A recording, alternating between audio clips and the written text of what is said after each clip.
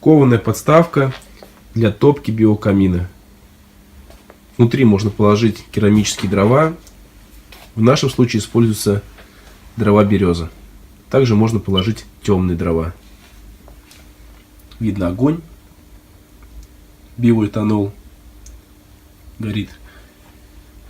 Можно ставить в квартирах, в любых помещениях.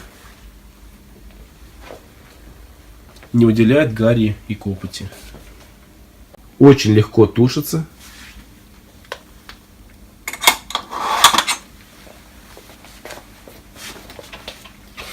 И очень легко разжигается.